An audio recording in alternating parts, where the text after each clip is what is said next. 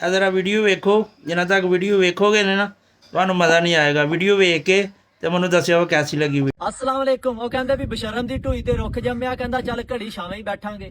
ਉਹ ਕੋਈ ਵਕਤ ਦਾ ਬਾਦਸ਼ਾਹ ਸੀਗਾ ਤੇ ਉਹਦੇ ਦੌਰ ਦੇ ਵਿੱਚ ਮਹਿੰਗਾਈ ਬੜੀ ਹੋ ਗਈ। ਆਵਾਮ ਸਾਰੀ ਸੜਕਾਂ ਤੇ ਨਿਕਲਿਆ ਜਾ ਕੇ ਬਾਦਸ਼ਾਹ ਦੀ ਤੂਏ ਤੂਏ ਕਰਨ ਲੱਗ ਪਈ।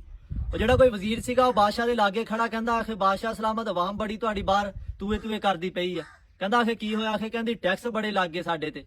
ਉਹ ਕਹਿੰਦਾ ਵੀ ਉਰੇ ਆ, ਬਾਦਸ਼ਾਹ ਨੂੰ ਕਹਿੰਦਾ ਹਾਂਜੀ। ਕਹਿੰਦਾ ਦੇਖ ਕਿਤੇ ਮੇਰੇ ਗਾਲਾਂ ਲੱਗੀਆਂ? ਕਹਿੰਦਾ ਕੋਈ ਨਹੀਂ।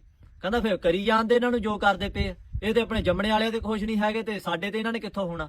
ਚੱਕੀ ਰੱਖੋ ਤੁਸੀਂ ਕੰਮ ਨੂੰ। ਵੀ ਮਹਿੰਗਾਈ ਨਾ ਅੱਗੇ ਆਵਾਮ ਮਹਿੰਗਾਈ ਦਾ ਰੋਣਾ ਰੋਂਦੀ ਪਈ ਸੀਗੀ। ਉਹ ਇੱਕ ਨਵਾਂ ਹੀ ਵਿੱਚ ਟੈਕਸ ਲਿਆ ਵਾੜਿਆ, ਅਖੇ ਗੋਏ ਤੇ ਟੈਕਸ ਲੱਗਣਾ। ਲਿਆ ਉਹ ਸੁਣ ਕੇ ਉਦਾਂ ਹੀ ਹਾਸਾ ਆਉਣ ਲੱਗ ਪਿਆ ਵੀ ਅਸੀਂ ਇਹ ਨਹੀਂ ਕਹਿੰਦੇ ਟੈਕਸ ਨਾ ਲਾਓ, ਟੈਕਸ ਲਾਓ। ਜਾ ਕੇ ਜਿਹੜੀ ਤੁਸੀਂ ਕਿਹਾ ਵੀ ਅਸੀਂ ਬਾਇਓ ਗੈਸ ਬਣਾਉਣੀ, ਕੋਈ ਪਾਲਿਸੀ ਵੀ ਸਾਹਮਣੇ ਲੈ ਕੇ ਆਓ ਵੀ 30 ਰੁਪਏ ਅਸੀਂ ਟੈਕਸ ਲੈਣਾ ਤੇ ਉਹ ਤੁਹਾਨੂੰ 100 ਯੂਨਿਟ ਮਾਫ ਕਰਾਂਗੇ। ਅਸੀਂ ਖੁਸ਼ ਹੋ ਕੇ ਟੈਕਸ ਦੇਈਏ। ਅੱਧਾ ਤੇ ਅਸੀਂ ਜਿਹੜੇ 4 ਡੰਗਰ ਆ, ਹਰ ਬੰਦੇ ਦੇ ਕੋਲ 5-7 ਡੰਗਰ ਹੈਗੇ, ਉਹਨਾਂ 'ਚੋਂ 2 ਦੁੱਧ ਦਿੰਦੇ ਆ ਤੇ ਬਾਕੀ ਸਾਰੇ ਉਹ ਖਾਣੇ ਵਾਲੇ ਆ ਤੇ ਗੋਹੇ ਵਾਲੀਆਂ ਮਸ਼ੀਨਾਂ ਬਣੀਆਂ, ਉਹਨਾਂ ਦਾ ਅਸੀਂ ਟੈਕਸ ਦੇਈ ਜਾਈਏ ਤੇ ਸਾਲ ਬਾਅਦ ਇੱਕ ਦਾ ਕੱਟਾ ਹੀ ਫਿਰ ਟੈਕਸਾਂ ਵਾਸਤੇ ਰੱਖ ਲਈਏ। ਹੈ ਫਿਰ ਜਿਹੜੀਆਂ 4 ਕਾ ਉਹ ਵੀ ਵੇਚ ਦਈਏ। ਇਹਦੀ ਕੋਈ ਪਾਲਿਸੀ ਇਹ ਜੀ ਸਾਹਮਣੇ ਆਵੇ ਸਾਡੇ ਵਾਲੋਂ, ਭਾਵੇਂ ਉੱਥੋਂ ਝਾੜੂ ਫੇਰ ਕੇ ਮੇਂਗਣਾ ਮੂੰਗਣਾ ਵੀ ਚੱਕ ਕੇ ਆ, ਖੋਤੀਆਂ ਦੀ ਲਿੱਦ ਵੀ ਚੱਕ ਕੇ ਲੈ ਜਾਇਆ ਕਰਿਓ। ਹੈ ਇਹਦਾ ਬੜਾ ਸਾਨੂੰ ਫਾਇਦਾ ਹੁੰਦਾ ਸੀ ਤੇ ਇਹ ਉਹ ਖੇਤਾਂ ਦੇ ਵਿੱਚ ਪਾਈ ਦੀ ਆ, ਖਾਦ ਦੀ ਬੱਚਤ ਹੁੰਦੀ। ਇੱਕ ਗੋਹਾ ਵੀ ਆਪਣਾ ਦੇਈਏ, ਆਪਣਾ ਨਹੀਂ ਤੇ ਚਲੋ ਮੱਝਾਂ ਤਾਂ ਦੇਣ ਦੇ ਪਏ ਹਨਾ, ਤੇ ਉਤੋਂ ਟੈਕਸ ਵੀ ਦੇਈਏ 30 ਰੁਪਏ।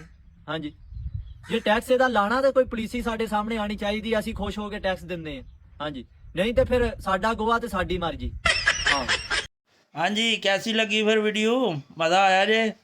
ਮਜ਼ਾ ਆਇਆ ਤੇ ਫਿਰ ਵੀਡੀਓ ਨੂੰ ਲਾਈਕ ਤੇ ਸ਼ੇਅਰ ਵੀ ਕਰੋ ਤੇ ਫਾਲੋ ਕਰੋ, ਸਬਸਕ੍ਰਾਈਬ ਕਰੋ। ਸ਼ੁਕਰੀਆ।